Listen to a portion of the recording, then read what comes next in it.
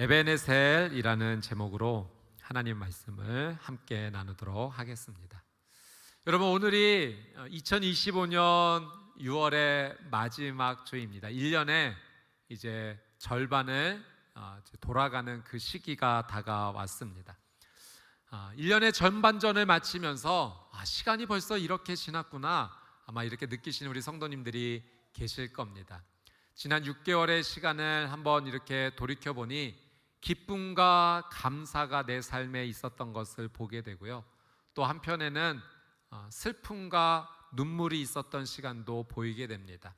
길고 긴 터널과 같은 어둠의 시간이 있었는데 하나님께서 그곳에서 빛으로 인도하여 주신 그 은혜도 우리는 보게 됩니다. 오늘 우리는 에베네셀, 여호와께서 여기까지 우리를 도우셨습니다라는 그 하나님의 은혜 말씀을 나누기 원합니다. 이스라엘 백성들이 회개했고 또 기도했으며 하나님 주신 은혜 안에서 하나님의 도우심에 감사하며 믿음의 돌을 세운 이야기입니다. 오늘 이 성경의 말씀이 성경 안에만 있는 말씀이 아니라 우리의 믿음의 고백이 되기를 주님의 이름으로 축복합니다. 여호와께서 여기까지 나를 도우셨습니다. 이 믿음의 고백으로 나가는 저와 여러분의 삶이 되시기를 주님의 이름으로 축복합니다. 세 가지 하나님께서 주시는 영적 은혜를 함께 나누도록 하겠습니다. 첫 번째는 침묵의 20년 그리고 회개입니다. 우리 사무엘상 7장 2절 말씀을 같이 한번 읽어보도록 하겠습니다. 시작.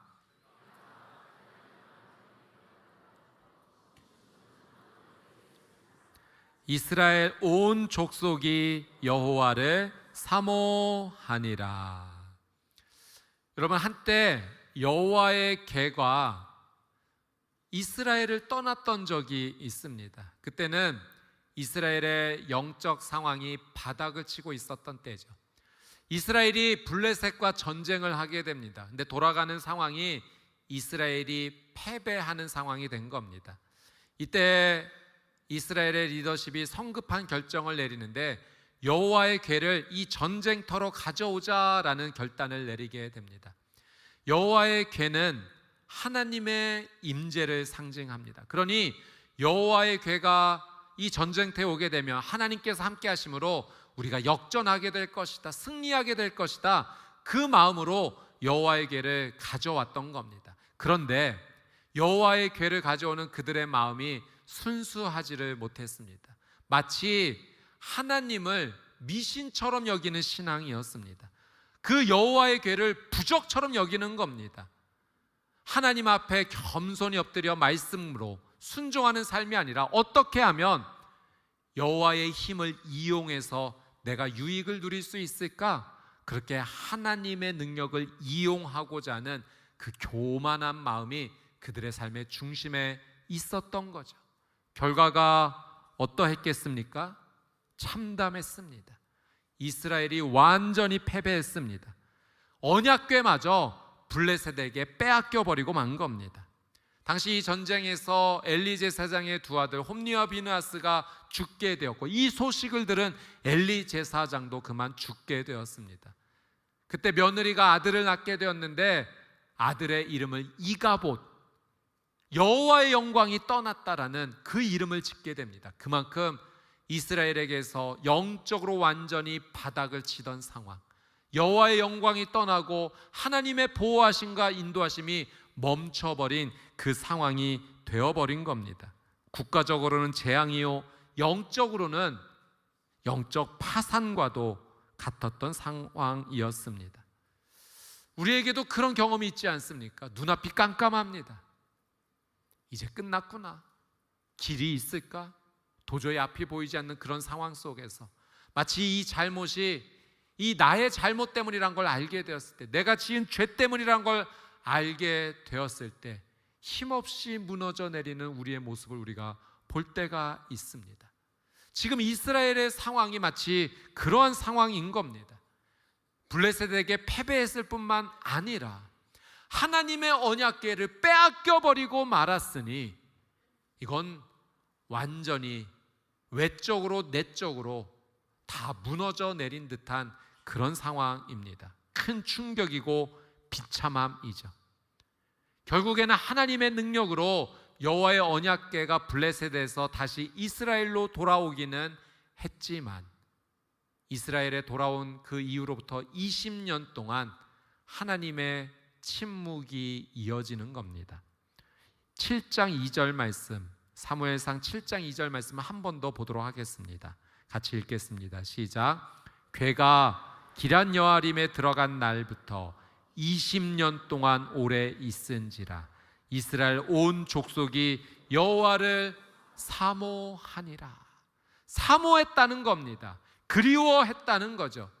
단순히 보고 싶었다 정도가 아니라 정말로 간절히 찾고 또 찾았다는 겁니다. 정말 가슴이 미어질 정도로 찾았는데 하나님께서 응답하시지를 않는 겁니다. 침묵하십니다. 기도에 응답하지를 않으십니다. 하나님의 임재가 느껴지지를 않습니다. 광야를 걷는 사람이 물을 찾듯이 메마른 땅이 비를 기다리듯이 그렇게 하나님을 기다리지만 하나님이 느껴지지를 않는 겁니다.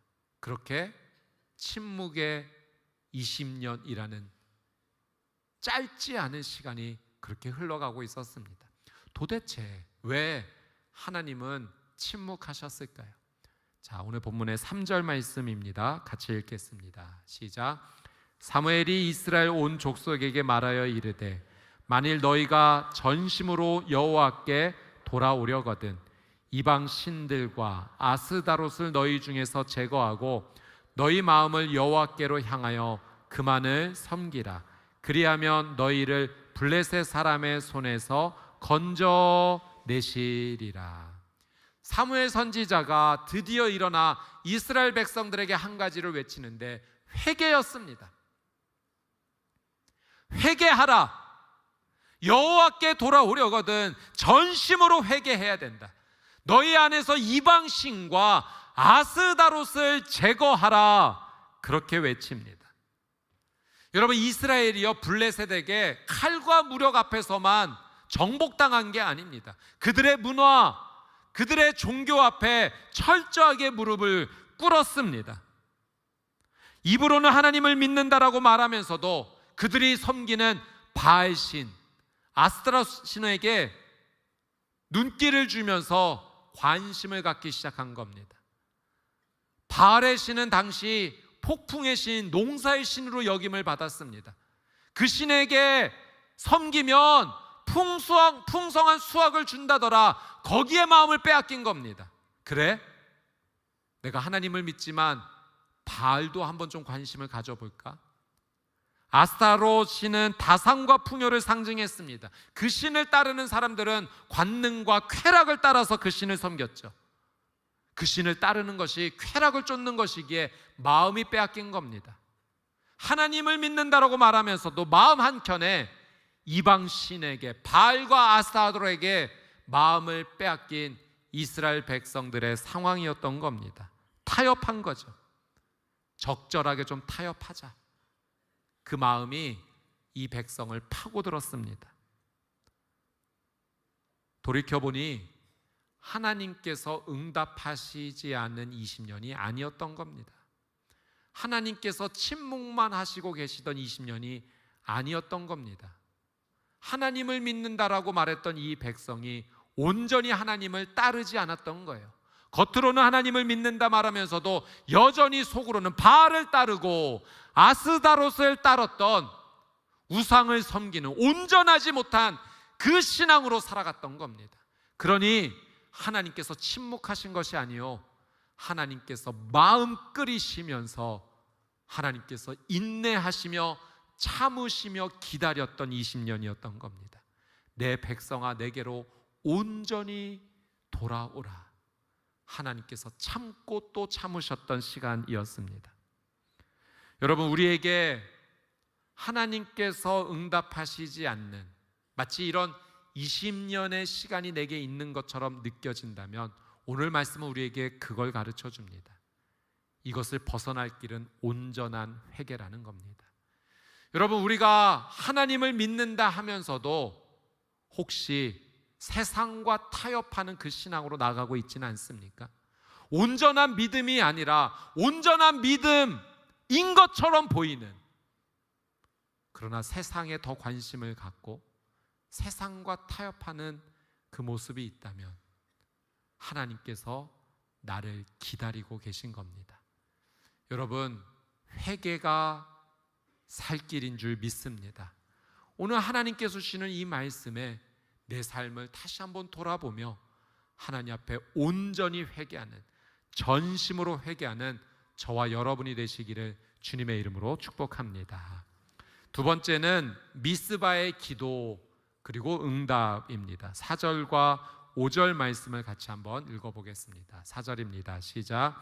이에 이스라엘 자손이 바알들과 아스다롯을 제거하고 여호와만 섬기니라.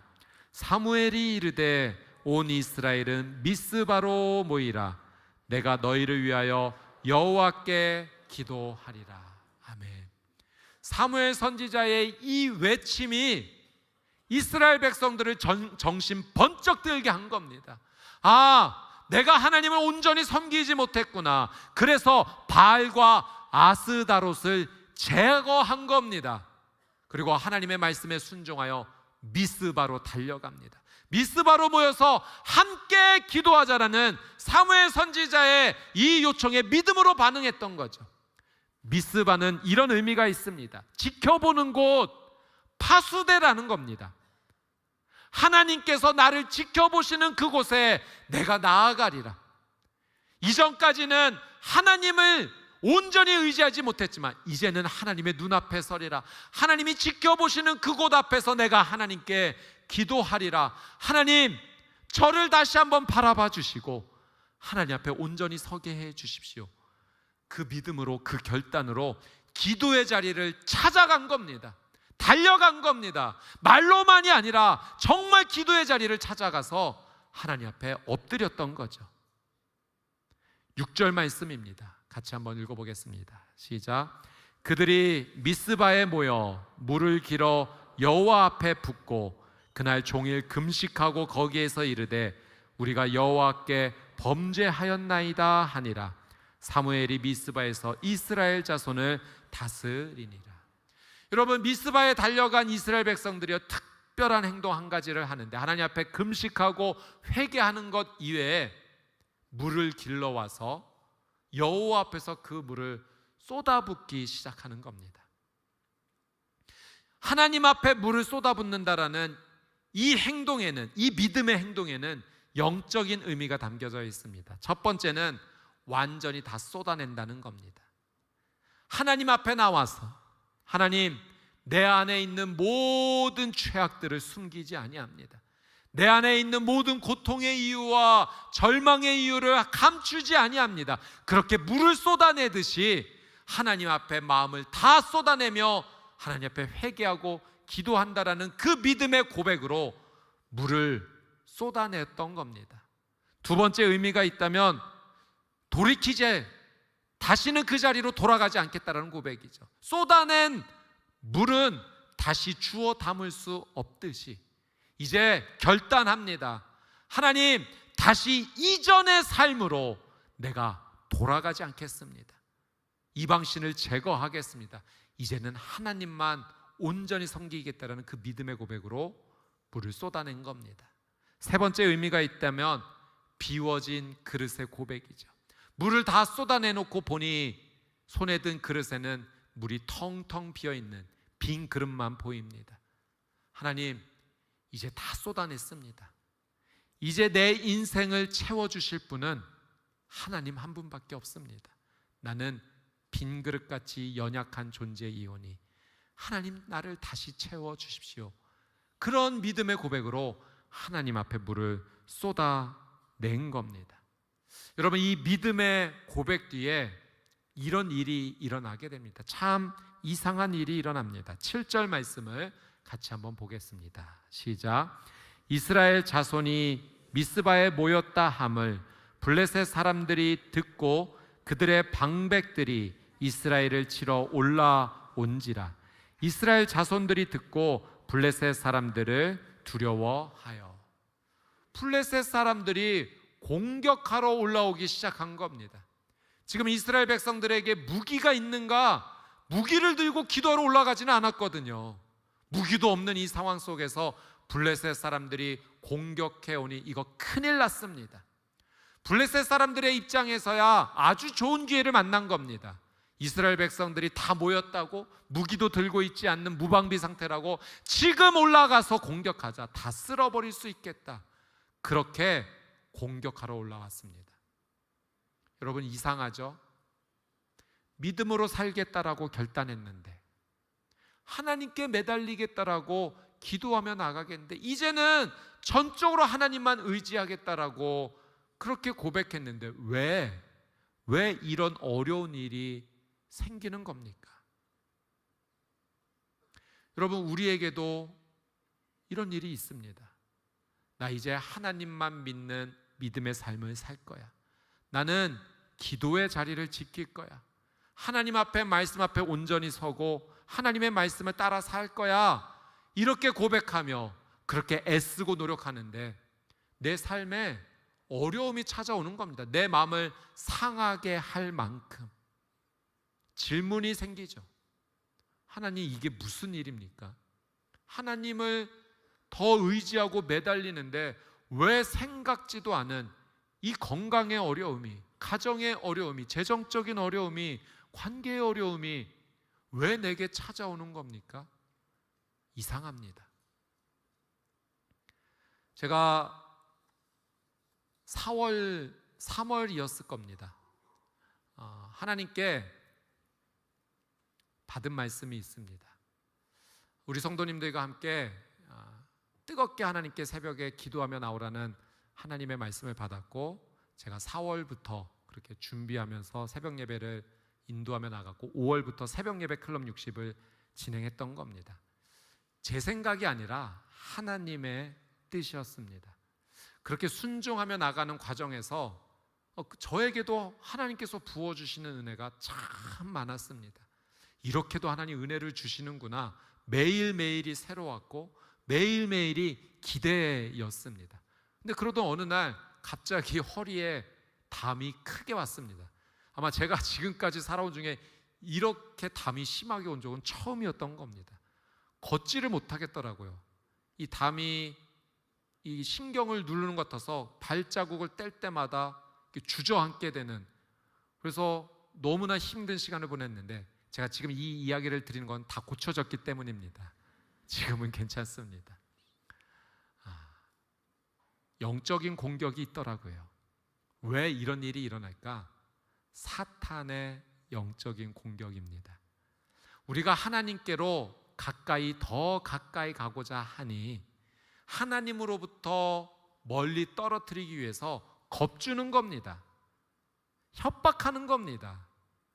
믿음의 삶을 살지 말라라고 두려움을 주기 위해서 사탄이 그런 짓을 한다는 겁니다. 여러분, 그러나 분명한 것은 사탄은 우리에게 손도 못 대는 줄 믿습니다. 하나님이 지키시고 보호하기 때문이에요. 금방 사라집니다. 하나님께서 허락하지 아니하시면 우리의 몸, 우리의 생명 건들 수 없습니다. 여러분, 이상하게 여기지 마십시오. 영적으로 하나님 앞에 반응하려 하나님께 매달리며 나아갈 때 오늘 말씀에 미스바에서 기도하는 이스라엘 백성들에게 블레셋 사람들이 공격하러 오는 일들이 일어날 수 있다는 겁니다. 여러분, 오히려 이런 때일수록 하나님께 더 몸부림치며 기도하며 나가는 저와 여러분의 삶이 되시기를 주님의 이름으로 축복합니다. 8절 말씀을 읽겠습니다. 시작. 이스라엘 자손이 사무엘에게 이르되 당신은 우리를 위하여 우리 하나님 여호와께 쉬지 말고 부르짖어 우리를 블레셋 사람들의 손에서 구원하시게 하소서 하니. 여러분, 위기를 당했을 때 이스라엘 백성들의 반응을 보십시오. 우리를 위해 더 기도해 주십시오. 여러분, 20년 전과는 완전히 달라진 모습입니다. 그때는 어떻게 했습니까? 마치 여호와의 언약궤를 미신처럼 이용해서 가져올렸던 이스라엘 백성들이 이제는 하나님께 더 기도하자라고 그렇게 고백하는 겁니다. 우리를 위해 더 기도해 주십시오. 9절 말씀입니다. 같이 한번 읽겠습니다. 시작. 사무엘이 젖 먹는 어린 양 하나를 가져다가 온전한 번제를 여호와께 드리고 이스라엘을 위하여 여호와께 부르짖음에 여호와께서 응답하셨더라. 여러분, 사무엘 선지자의 선택은 무엇입니까? 온전한 제사와 예배를 하나님께 드렸습니다. 위급한 상황입니다. 블레셋 사람들이 공격해 오니 빨리 안전한 곳으로 피신하라고 말해도 이상하지 않은 상황 속에서 오히려 우선순위로 하나님께 예배 드리는 것을, 그러니 이것은 행위가 주된 것이 아니라 하나님을 온전히 의지하겠다라는 그 본질의 마음인 거죠. 그리고 사무엘이 간절히 부르짖어 하나님 앞에 기도하기 시작했다는 겁니다. 어제 한 성도님 부부가 찾아왔습니다. 남편 집사님께서 갑자기 건강검진 후에 암이란 걸 알게 되신 겁니다. 기도할 수밖에 없는 상황이라는 걸 들었습니다. 함께 기도하는데 얼마나 눈물이 많이 났는지 모릅니다. 울면서 함께 기도했고 또 하나님의 은혜를 선포했습니다. 하나님께서 책임져 주실 겁니다. 우리 계속 기도합시다. 여러분, 하나님께 매달리면 하나님께서 응답하여 주실 줄 믿습니다. 이스라엘 백성들이 그 위급한 상황 속에서 이제는 자신의 방법을 선택한 것이 아니라 기도의 자리를 더 찾은 겁니다. 하나님 앞에 더 엎드린 겁니다. 더 예배했고 더 하나님의 은혜를 사모했던 거죠. 자, 10절 말씀입니다. 같이 한번 읽어보겠습니다. 시작. 사무엘이 번제를 드릴 때 블레셋 사람이 이스라엘과 싸우려고 가까이 오매 그날에 여호와께서 블레셋 사람에게 큰 우레를 발하여 그들을 어지럽게 하시니 그들이 이스라엘 앞에 패한지라. 아멘. 여러분, 기도했더니요 하나님께서 큰 우레를 내리셨다는 겁니다. 이건 하나님의 개입입니다. 여러분, 이스라엘 백성들이 여기 하나님 앞에 하나님께 매달리고자 나와 있습니다. 블레셋 사람들은 이것이 절호의 기회라고 무기를 들고 쫓아 올라오고 있습니다. 이 사이에 하나님께서 개입하신 것입니다. 블레셋 사람들을 향해서 마치 이렇게 말씀하시는 것 같습니다. 그만! 이제 멈춰! 큰 우레를 발하시면서 블레셋 사람들을 멈춰 세우시는 하나님의 음성입니다. 이스라엘 백성들이 무기 하나 가지고 있지 않았습니다. 벌벌 떨고 있는 마음에 간절히 기도했을 때 하나님께서 개입하여 주신 겁니다. 여러분, 이걸 통해 하나님께서 우리에게 뭘 가르쳐 주십니까? 기도하면 내가 개입해 주겠다. 하나님께서 우리에게 주시는 진리의 말씀인 줄 믿습니다. 여러분, 기도하면 하나님이 도와주세요. 이 짧은 문장이 진리인 줄 믿습니다.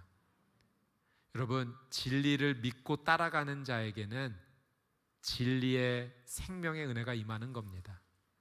예수님이 나의 구원자이시다. 얼마나 짧고 간결한 문장입니까? 그러나 여기에 진리가 있는 겁니다. 이 진리를 믿고 따라가는 자, 예수 그리스도를 통하여 생명의 은혜를 누리게 될 줄 믿습니다. 마찬가지로 기도하면 하나님 개입해 주신다는 거예요. 하나님께서 정리해 주시겠다는 겁니다. 하나님께서 도와주시겠다라는 그 약속을 우리에게 허락하여 주십니다. 기도하면 하나님께서 도우신다는 이 진리를 믿고 순종하여 따라가는 우리 평촌교회 성도님들 되시기를 주님의 이름으로 축복합니다. 마지막으로 세 번째, 에베네셀, 여기까지 도우시는 하나님입니다. 12절 말씀을 같이 한번 읽겠습니다. 시작. 사무엘이 돌을 취하여 미스바와 센 사이에 세워 이르되 여호와께서 여기까지 우리를 도우셨다 하고 그 이름을 에벤에셀이라 하니라. 여러분, 하나님의 개입으로 놀라운 승리를 얻었습니다. 그리고 이 기적의 은혜를 맛본 이후에 사무엘 선지자가 돌 하나를 취하다가 미스바와 센 사이에 세워둔 겁니다. 그리고 그 돌을 에베네셀, 도움의 돌이라는 의미입니다. 여호와께서 여기까지 우리를 도우셨다. 여러분, 근데 왜 돌이었을까요? 이 정도의 놀라운 은혜라면 기념탑, 기념비 하나 정도 세워도 되지 않을까요? 그런데 돌 하나를 세웠다는 겁니다. 영적인 의미가 있습니다. 첫 번째는 이 돌은 어디서나 볼 수 있는 평범한 것입니다. 이 돌을 보며 그걸 느끼는 거죠. 하나님의 은혜는 나의 평범한 인생 가운데도 멈추지를 않는다는 겁니다. 하나님의 은혜가 어떤 특별한 순간, 내 인생의 어떤 작은 점만큼 어떤 그 시점에만 임하는 것이 아니라 내 인생 전체 평범한 나의 일상 가운데 하나님의 은혜는 멈추지 않고 밀려온다는 겁니다. 여러분, 오늘 우리가 이렇게 하나님께 예배하는 이 순간에도 하나님의 은혜는 우리를 향해 흘러가고 있는 줄 믿습니다. 그 평범한 돌을 보면서 평범한 나의 인생 가운데 임하시는 하나님의 은혜를 기억하게 되는 것이죠. 두 번째, 돌은 단단합니다. 변함이 없습니다. 하나님의 은혜는 어제나 오늘이나 내일이나 변함없이 영원히 흐르는 하나님의 놀라운 사랑이라는 겁니다. 그 돌을 보면서 변하지 않는 하나님의 은혜를 기억하는 것이죠. 세 번째, 이 돌은 자녀들에게 전하는 은혜의 증거가 됩니다. 그 돌을 보면서 자녀들이 아빠, 엄마, 이게 무슨 돌인가요? 이 돌은 에베네셀이야. 도움의 돌, 여호와께서 여기까지 우리를 도와주셨어. 너의 인생 가운데도 하나님께 기도하면 모든 삶의 순간마다 하나님께서 개입해 주실 것이란다. 그 돌을 보며 하나님의 은혜를 증거하는 통로가, 도구가 되었던 겁니다. 여러분, 성경을 보니 놀랍게도 이 에베네셀은요 20년 전에 이스라엘 백성들이 블레셋에게 완전히 초토화 패배했던 바로 그 자리입니다. 자, 사무엘상 4장 1절, 처음에 패배했을 때 그 말씀의 시작을 한번 보도록 하겠습니다. 같이 읽습니다. 시작. 사무엘의 말이 온 이스라엘에 전파되니라. 이스라엘은 나가서 블레셋 사람들과 싸우려고 에베네셀 곁에 진치고 블레셋 사람들은 아벡에 진쳤다니. 에베네셀 곁에 진을 쳤는데, 그리고 싸웠는데 진 겁니다. 대패했습니다. 여러분, 이스라엘 사람들의 입장에서 이 지역 어떤 의미였겠습니까? 부끄러움의 장소입니다. 수치의 자리입니다. 다시는 찾아가고 싶지 않은 그런 자리입니다. 그런데 이제는요 20년이 지나 하나님의 은혜를 경험하고 나니 이제 이 에베네셀은 가고 싶지 않은 자리가 아니라 오히려 기쁨과 감사를 고백하는 자리가 된 겁니다. 여러분, 우리의 인생도 마찬가지입니다. 내 인생에 정말 다시는 생각하고 싶지 않은 부끄러움의 자리, 수치의 생각들, 괴로움의 기억의 조각들이 있을 겁니다. 그러나 하나님께 기도하여 하나님께서 은혜 주시면 그 모든 수치와 부끄러움의 기억들이 오히려 감사의 기억으로 바뀌게 될 줄 믿습니다. 하나님께서 그렇게 해주시겠다는 거예요. 에베네셀에 이 돌을 세우신 것은 그 모든 과거를 다 덮으시고 다시 새롭게 하여 주시겠다라는 하나님의 약속입니다. 여러분, 우리는 회개해야 합니다. 그리고 기도해야 합니다. 그래야 에베네셀의 돌을 우리는 세우게 됩니다. 에베네셀, 도움의 돌, 하나님께서 여기까지 우리를 도와주셨다. 이 에베네셀의 고백에는요 과거, 현재, 미래의 믿음의 고백이 다 담겨져 있습니다. 여호와께서 여기까지 우리를 도우셨다. 과거에 대한 감사의 고백입니다. 지난날 흘러온 모든 시간들이 그냥 온 것이 아니라 하나님의 은혜로 왔음을 고백하는 감사의 믿음의 고백입니다. 여호와께서 여기까지 우리를 도우셨다는 것은 지금 현재에 대한 확신입니다. 그 하나님께서 지금도 나와 함께 하신다. 그 하나님이 임마누엘의 하나님으로, 우리와 함께 하신 하나님으로 바로 여기 계신다라는 현재의 믿음의 확신, 그 믿음의 고백이 됩니다. 또 미래에 대한 소망의 고백이 되기도 합니다. 여기까지 나를 도우신 하나님께서 지금 우리와 함께 하실 뿐만 아니라 앞으로도 나를 위해 은혜를 준비하여 주실 여호와 이레의 하나님이 되실 것이라는 그 믿음의 고백이 담겨져 있습니다. 사랑하는 여러분, 오늘 하나님께서 오늘 말씀을 통하여 우리의 문을 두드려 주십니다. 온전히 회개하라고 말씀하십니다. 타협하지 말라고 하십니다. 하나님 앞에 믿음의 결정을 내리고 기도의 자리, 예배의 자리, 신앙의 자리를 지키라고 하십니다. 그리고 하나님께 매달려 미스바로 나와 기도하는 자가 된다면 내가 너의 삶 가운데 에베네셀의 돌을 세워줄 것이다 분명히 약속하십니다. 여러분의 질병은 치유될 줄 믿습니다. 여러분의 가정과 자녀는 회복될 줄 믿습니다. 여러분의 인생을 처음부터 마지막까지 하나님께서 책임져 주실 줄 믿습니다.